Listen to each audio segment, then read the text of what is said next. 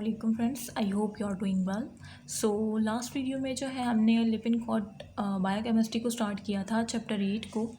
ठीक है, चैप्टर 8 हमने स्टार्ट लिया था क्योंकि मुझे जो है पहले मेटाबॉलिज्म को कवर करवाना है, क्योंकि यार बायोकेमिस्ट्री में जो है ना मेटाबॉलिज्म ही एक ड्रावना जो है ना मतलब सेक्शन माना जाता है, तो इस वजह से मैंने मेटाबॉलिज्म को स्टार्ट करना बेहतर समझा। अच्छा, मेटाबॉलिज्म में मैंने जो है लास्ट टाइम जो लेक्चर 1 था पार्ट ए वीडियो जो है अपलोड हुई होगी चैनल पे। ठीक है, सो उसमें मैंने मेटाबॉलिज्म का ओवरव्यू दिया था। ठीक है, और मेटाबॉलिक मैप के बारे में ऊपर से इंट्रोडक्शन दिया था। ठीक है, सो अब जो है हम मेटाबॉलिज्म ओवरव्यू में मैंने कैटाबॉलिक एनाबॉलिक रिएक्शन को काफ़ी डिटेल में जो है एक्सप्लेन किया था। अब इसमें जो है हम पाथवे देखेंगे। ठीक है, कैटाबॉलिक पाथवे, एनाबॉलिक पाथवे इस वीडियो में। फिर इंशाल्लाह हमारी जो थर्ड वीडियो जो होगी ना उसमें जो है हम स्टार्ट करेंगे ग्लाइकोलाइसिस। ठीक है, अच्छा तो स्टार्ट करते हैं। मैं ज़रा इसको जूम कर दूँ ना। ठीक है, कैटाबॉलिक पाथवे। तो catabolic reaction serve to capture chemical energy, ठीक है, in the form of ATP from the degradative of energy rich fuel molecules. मैंने लास्ट में क्या बताया, पहली वीडियो में क्या बताया था लेक्चर 1 में कि कैटाबॉलिज्म जो है ये जो है क्या करते हैं, ये डिग्रेडेशन करते हैं कॉम्प्लेक्स मॉलिक्यूल की टू सिंपलर मॉलिक्यूल में, like water, ammonia, carbon dioxide. ठीक है, तो जाहिर सी बात है तो एनर्जी की प्रोडक्शन करता है। ठीक है, कैटाबॉलिक पाथवे में क्या होती है, एनर्जी रिलीज़ होती है। जबकि एनर्जी जब रिलीज़ होगी तो एक्सर्जेनिक रिएक्शन होंगे और वो एंडोजेनिक रिएक्शन होंगे एनाबॉलिक, क्योंकि वो उसमें जो है एनर्जी चाहिए होती है सिंपल प्रिकर्सर से कॉम्प्लेक्स मॉलिक्यूल की फॉर्मेशन के लिए उनको एनर्जी चाहिए होती है। लाइक ग्लाइकोजन की फॉर्मेशन के जो है ग्लूकोज से करने के लिए एनर्जी की नीड होती है एनाबॉलिक पाथवे में ना। तो एनाबॉलिक कैटाबॉलिज्म लास्ट टाइम मैंने डिटेल में जो है इसका वो ओवरव्यू दे दिया था। सो अभी जो है हम ये पढ़ रहे हैं, जैसे यहाँ पे मेंशन है कि catabolic reaction serve to capture chemical energy. ये कैप्चर करने में मदद करता है केमिकल एनर्जी को in the form of ATP. ठीक है, और किस तरह से from the degradation of energy rich fuel molecules. ठीक है, जैसे पॉलीसेकेराइड, प्रोटीन, फैटी एसिड। ठीक है, अच्छा, ATP generation by degradative of complex molecule occur in 3 stage. अब ये जो एटीपी की जनरेशन है ना कॉम्प्लेक्स मॉलिक्यूल से, ये 3 स्टेजेस में होती है। ठीक है, मीन कैटाबॉलिक पाथवे 3 स्टेजेस में होते हैं। तो ये स्टेजेस के नेम आपको पता होने चाहिए, हर स्टेज में क्या होता है ये भी मैं आपको बताऊंगी। ठीक है, एज शोन इन फिगर 8.3 में वो दिखा भी रहे हैं। ठीक है, सो 8.3 में आपको दिखाऊंगी, लेकिन थोड़ा सा ये पढ़ा दूँ ना। Catabolic pathway are typically oxidative and require oxidised coenzyme. अच्छा, कैटाबॉलिक पाथवे टिपिकली क्या होता है, oxidative and require oxidised coenzyme होते हैं। ठीक है, जैसे कि nicotine amide adenine dinucleotide NAD। ठीक है, ये आपको यहाँ पे नज़र आ रहा है। ठीक है, सो इस तरह से आपको पता होना चाहिए। अच्छा, मैं आपको ये मैप भी दिखा देती हूँ। Catabolism also allow molecule in the diet, nutrients molecule store in cell. अच्छा, ये कह रहे हैं कैटाबॉलिज्म जो है ना ये हमेशा से ये अलाउ करता है मॉलिक्यूल को, जो हम डाइट में ले रहे होते हैं, जो न्यूट्रिएंट्स मॉलिक्यूल जो स्टोर होते हैं हमारे सेल्स में, तो उसको ये कन्वर्ट भी करता है किस में, इनटू बेसिक बिल्डिंग ब्लॉक्स में। ठीक है, need for synthesis of complex molecule. ठीक है, catabolism is describe as a convergent process, मतलब ये एक कन्वर्जेंट प्रोसेस है in which a wide variety of molecule are transform into few common end product. ठीक है, मतलब फ्यू कॉमन मतलब वाइड वैरायटी के मॉलिक्यूल जो है वो ट्रांसफर होते हैं फ्यू कॉमन एंड प्रोडक्ट्स में। जैसे कि आप खुद देखें, वो कह रहे हैं कि store in a cell and basic building block need for the synthesis of complex molecule. ठीक है, सो इस तरह से जो है वो स्टोर भी करता है। इस वजह से इसे कहते हैं कि ये कन्वर्जेंट प्रोसेस है। ठीक है, तो इसके स्टेज बताने से पहले मैं आपको ज़रा ये ऊपर का मैप दिखा दूँ। इसके टेबल जो है, फिगर जो है 8.2 ना, इसको ज़रा मैं फोकस करवा दूँ। अच्छा, ये देखें स्टेज 1 में क्या है, hydrolysis of complex molecule to their component building blocks.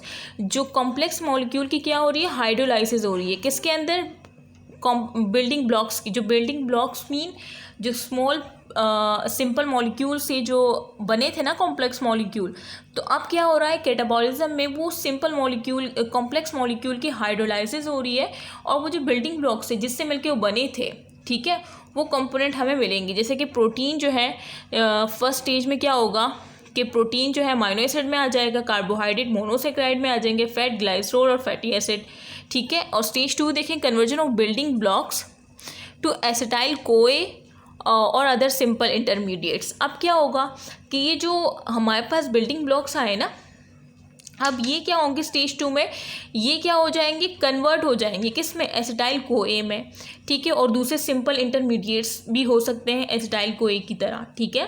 अच्छा, तो इसमें ये कन्वर्ट हो जाएंगे। सेकंड स्टेज 2 ये था। स्टेज 3 देखें ऑक्सीडेटिव ऑफ एसिटाइल कोए ऑक्सीडेटिव फॉस्फोराइलेशन। अब क्या हो रही है, ये जो एसिटाइल कोए है ना इसकी क्या होगी, ऑक्सीडेशन होगी, ठीक है, ऑक्सीडेशन होगी, ऑक्सीडेटिव फॉस्फोराइलेशन कहलाएगी। TCA cycle, tri carboxylic acid cycle या हम क्रेब्स साइकिल कह लें, ठीक है। ये इसमें क्या होगी, ATP की प्रोडक्शन होगी और कार्बन डाइऑक्साइड रिलीज होगा। हमने यही बताया था ना कि कैटाबॉलिक में क्या होता है कि कॉम्प्लेक्स मॉलिक्यूल जो है उसकी ब्रेकडाउन हो जाती है टू सिंपल मॉलिक्यूल में, ठीक है। Simple molecule like carbon dioxide, ammonia, water. और कार्बन डाइऑक्साइड देखिए यहाँ पे आपको निकलती हुई दिख रही है ना, कॉम्प्लेक्स मॉलिक्यूल्स को हमने ब्रेक डाउन करके कार्बन डाइऑक्साइड निकाल दी, ठीक है, मतलब रिएक्शन। अच्छा, और साथ में क्या मिल रही है, ATP भी हमें मिल रहा है, एनर्जी। ये बताया था ना कि कैटाबॉलिज्म जो है उसमें क्या होती है, रिलीज़ होती है एनर्जी, ठीक है। तो ये सब आपके सामने है। तो ये स्टेज जो है ना इसकी आपको पता होनी चाहिए डिटेल, ये मैंने आपको यहाँ पे दिखा दिया है। अब मैं इसको जो है ना एक्सप्लेन भी कर देती हूँ। अच्छा, हाइड्रोलाइसिस ऑफ कॉम्प्लेक्स मॉलिक्यूल, जैसे हमने देखें पॉलीसेक्राइड को, mean carbohydrate, protein and fats को, ठीक है। In the first stage complex molecule are broken down into their component building blocks, ठीक है। बिल्डिंग ब्लॉक्स मीन वो स्मॉल मॉलिक्यूल जिससे मिलके वो बने थे ना एनाबॉलिक पाथवे में, उसको हम क्या करेंगे, कैटाबॉलिक पाथवे का जो फर्स्ट स्टेज है उसमें हम कॉम्प्लेक्स मॉलिक्यूल की जब हाइड्रोलाइसिस करेंगे ना, तो क्या होंगे, वो कॉम्प्लेक्स मॉलिक्यूल ब्रोकन डाउन हो जाएंगे अपने उस बिल्डिंग ब्लॉक्स में जिससे मिलके वो बने थे एनाबॉलिक पाथवे में। For example protein are degraded to amino acid. Protein किस में डिग्रेड होगा, अमाइनो एसिड में जाएगा, जैसे मैंने ऊपर टेबल में भी दिखाया, आपको फिगर में भी दिखाया। पॉलीसेक्राइड टू मोनोसेक्राइड में जाएगा। फैट्स मीन ट्राइग्लिसरोल, ये किस में जाएगा, फ्री फैटी एसिड ग्लाइसरोल में जाएगा, ठीक है। तो इसमें क्या मुश्किल है, इसमें कुछ भी मुश्किल नहीं है, बस ये पहली लाइन आप याद रख लेना, ठीक है, हाईलाइट कर लें इसको। Conversion of building blocks to simple intermediate. अब क्या हुआ था, सेकंड में हमने क्या देखा था कि कन्वर्जन हुई थी बिल्डिंग ब्लॉक्स की सिंपल इंटरमीडिएट्स में, ठीक है। सिंपल इंटरमीडिएट्स मैंने आपको क्या दिखाया था डायग्राम में, एसिटाइल कोए और दूसरे भी हो सकते हैं, ठीक है। In the second stage these diverse building blocks are further degraded to acetyl coenzyme A and a few other simple molecule. तो बस इसको याद रख लीजिएगा, इसको हाईलाइट कर लें कि सेकंड स्टेज क्या था कि conversion of building blocks to simple intermediate की जो सिंपल कंपोनेंट जो बिल्डिंग ब्लॉक्स थे ना, जैसे कि अमाइनो एसिड, ग्लूकोज और वो free fatty acid and glycerol. अब ये जो है सेकंड स्टेज में क्या होंगे, ये कन्वर्ट हो जाएंगे एक सिंपल इंटरमीडिएट जो कि क्या है, एसिटाइल कोएंजाइम है। कि दूसरे मॉलिक्यूल भी सिंपल मॉलिक्यूल भी हो सकते हैं। अच्छा, some energy is capture as ATP। अब इस स्टेज 2 में ना कुछ एनर्जी कैप्चर्ड होती है, but the amount is small compare with the energy produce during the third stage of catabolism. तो ये आपको पता होना चाहिए कि बेटा देखें सेकेंड स्टेज में जो है थोड़ी सी एनर्जी कैप्चर्ड होती है, लेकिन इसकी मतलब ये कह रहे हैं कि सेकेंड स्टेज में एनर्जी कैप्चर्ड होती है, मीन रिलीज होती है, लेकिन उसकी अमाउंट बहुत कम होती है। किससे, जो हमारा थर्ड स्टेज है ना कैटाबॉलिक पाथवे का, उससे बहुत कम होती है। क्योंकि जाहिर सी बात है, खुद सोचे अभी तो ये स्टेज 2 है ना, अभी से स्टेज 3 में जो है कैटाबॉलिक पाथवे जो है कंप्लीट होगा और उसी में जो उसी के बाद जो है बहुत लार्ज अमाउंट में एनर्जी रिलीज़ होगी। तो वो यही कह रहे हैं कि सेकेंड स्टेज में भी एनर्जी रिलीज़ होती है, लेकिन उसकी अमाउंट बहुत कम होती है थर्ड स्टेज ऑफ कैटाबॉलिज्म के मुकाबले में, ठीक है। तो ये बात है। Oxidation of acetyl CoA.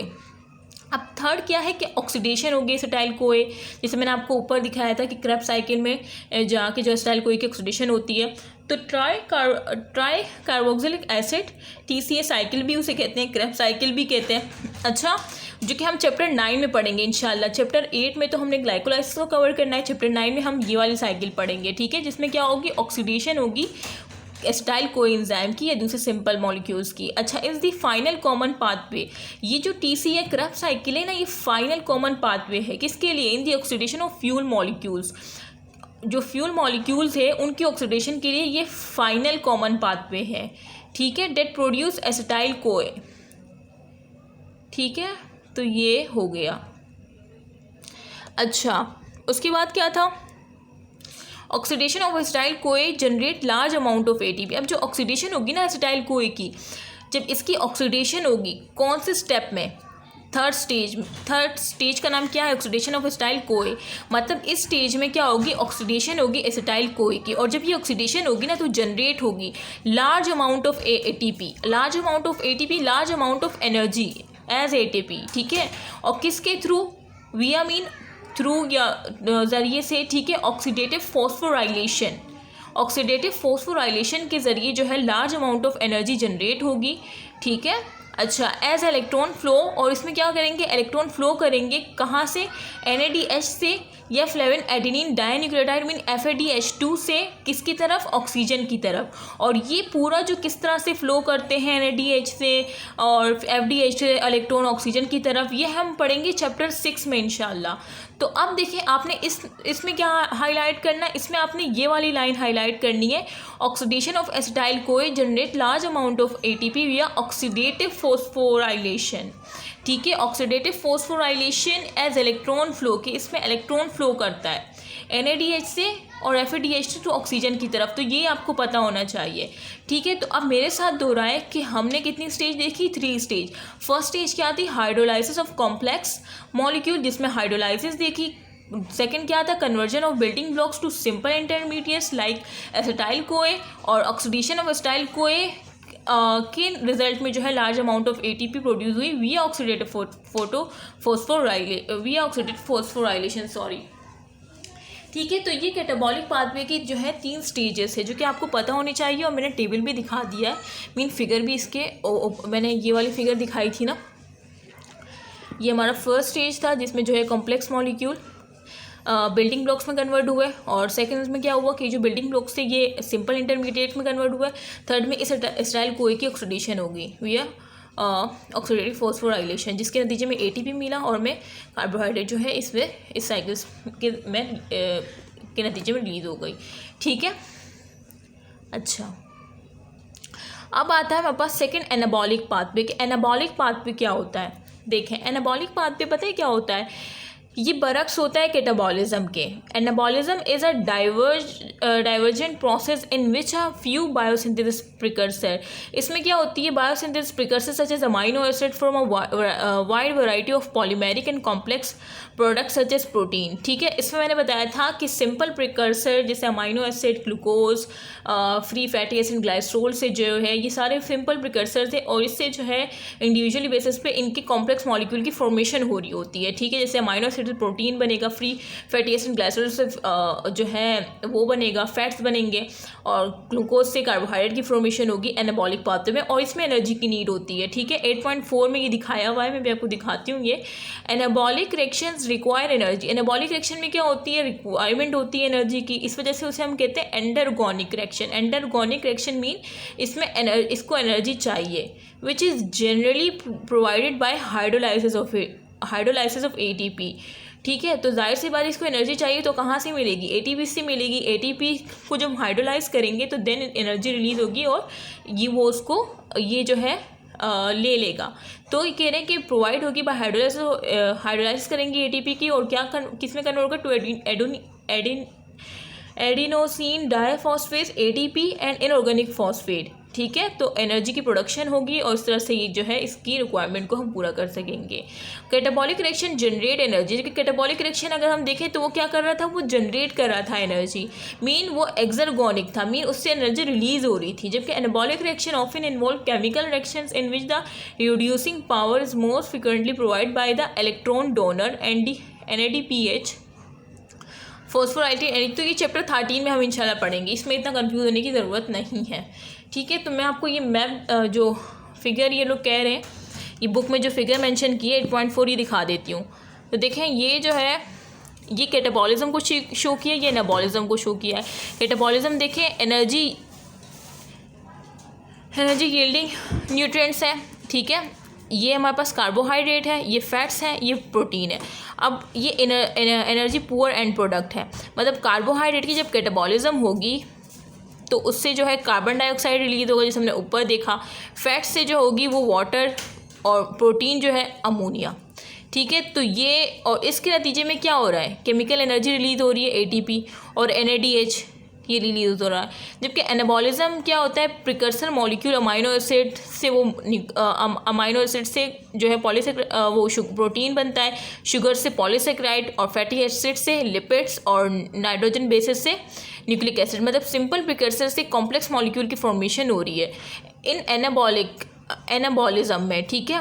और जाहिर सी बात है इसके लिए इसको एनर्जी चाहिए होगी जो कि एटीपी की हाइड्रोलाइसिस होगी और वो एटीपी और फॉस्फेट में कन्वर्ट हो जाएगा। इस तरह से ये अपनी एनर्जी हासिल कर लेगा और कॉम्प्लेक्स मॉलिक्यूल की फॉर्मेशन करेगा, ठीक है। अच्छा, और कैटाबॉलिज्म में क्या होता है, कॉम्प्लेक्स मॉलिक्यूल की ब्रेकडाउन होती है सिंपल मॉलिक्यूल में।